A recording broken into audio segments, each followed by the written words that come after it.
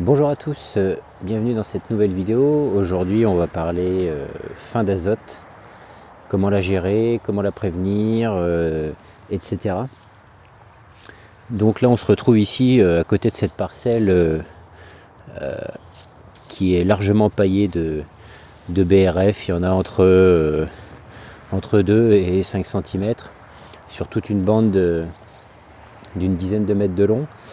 C'est une bande où je compte planter mes courges, une partie de mes courges. Et donc encore une fois, c'est un nouveau terrain, ça va être la première grande saison de culture sur ce terrain. Donc pour gagner du temps, j'ai passé le motoculteur, grande trahison à la permaculture, et j'ai broyé les branchages que j'ai coupés pour venir les tendre sur cette zone et puis sur d'autres zones, enfin bon bref.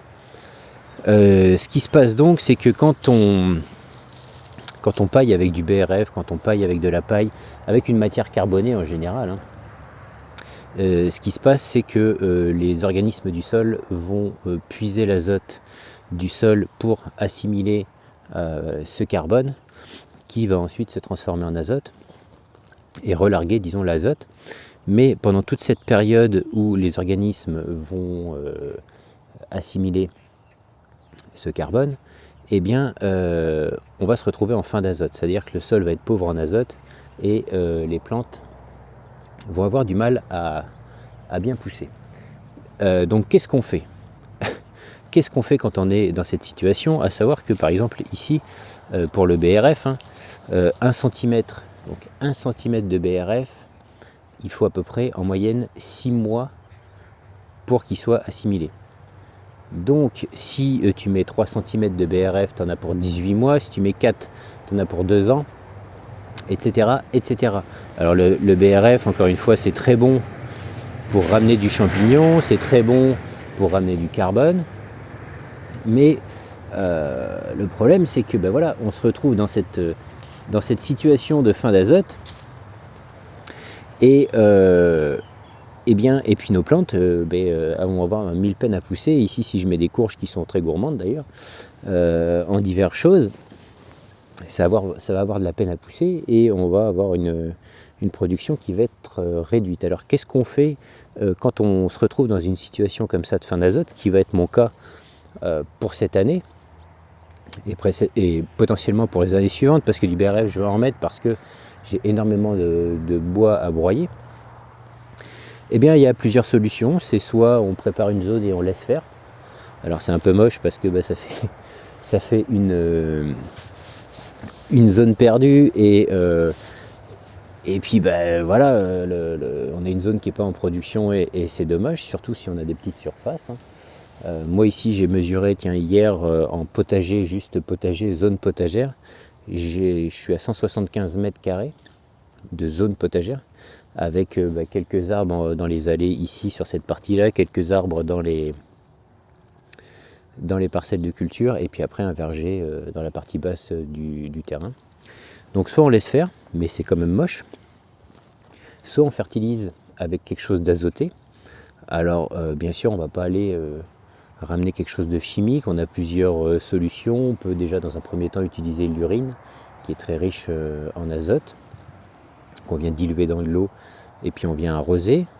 Alors après c'est pareil, c'est quelque chose qui va bien pour une petite surface, mais quand on commence à avoir des zones potagères gourmandes, ça commence à être délicat d'avoir suffisamment d'urine, ou alors faut boire beaucoup, ou alors aller en collecter, mais bon c'est quand même assez compliqué. Alors après on a des solutions du commerce organique bio, type sang desséché et cornes broyées.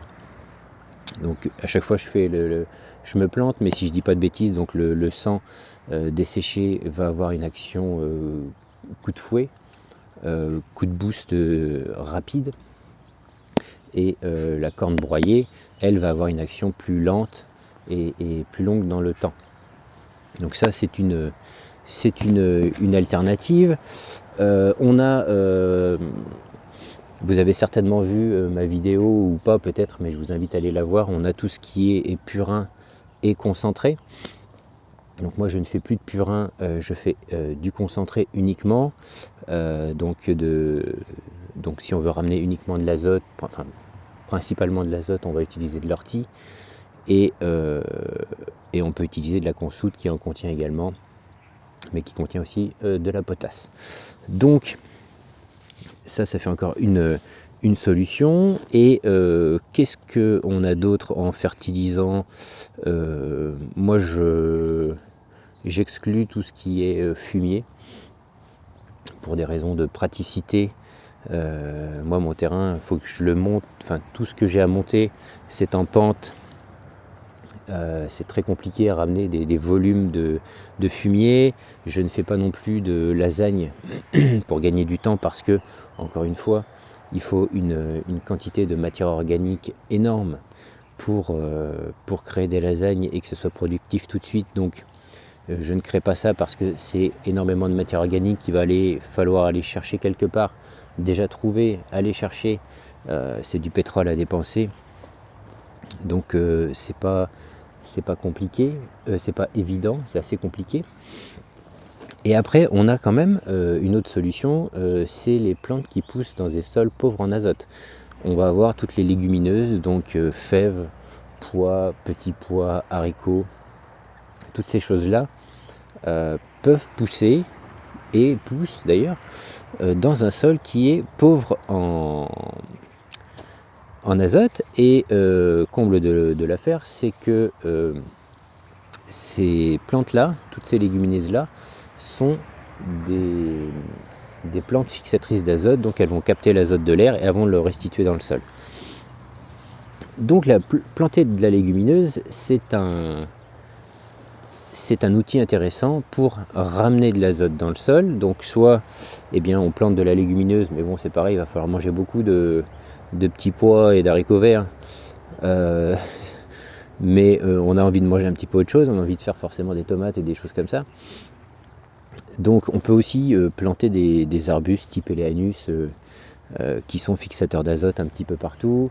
Moi je n'opte pas pour cette solution là, je préfère, quitte à planter des arbres, je préfère planter des fruitiers. Après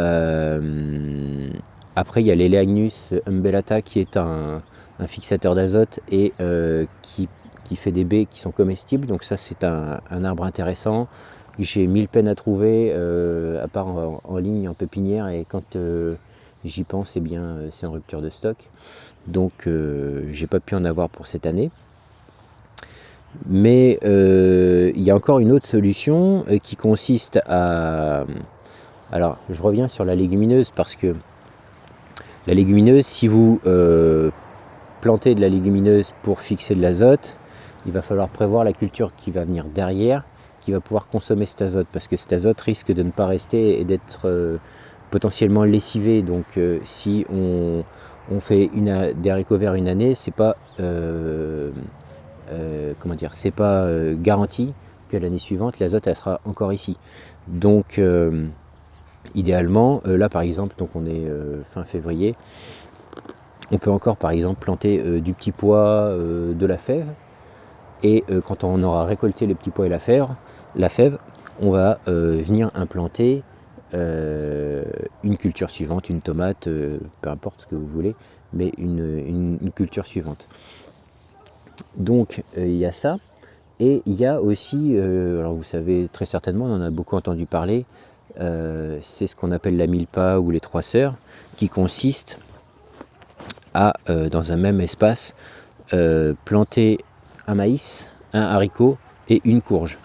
Le maïs va pousser, va servir de tuteur au haricot qui va fixer de l'azote, et la courge va couvrir le sol, et on aura un système hyper productif et en théorie équilibré. C'est quelque chose que je n'ai jamais essayé, et c'est quelque chose que je vais essayer cette année, parce que jusqu'à aujourd'hui jamais je n'ai planté de maïs.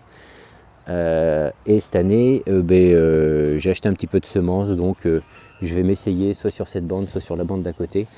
Ce sont deux bandes dédiées aux courges normalement, de faire cette association pour voir ce que ça donne, mais en prévention. Donc on est encore fin février.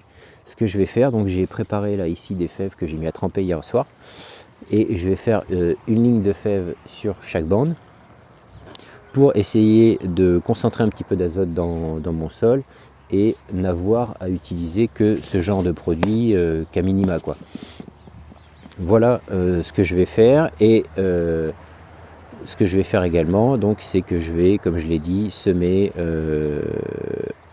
haricots, maïs et courges sur ces bandes ensemble, et puis je vais voir un petit peu le résultat que ça me donne. Voilà.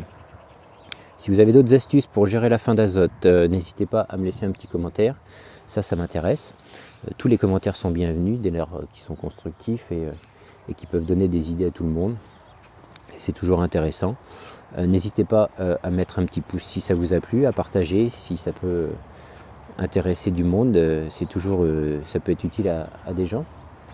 Et bien sûr, n'hésitez pas à vous abonner. Voilà, je vous dis à la prochaine dans une prochaine vidéo. Salut!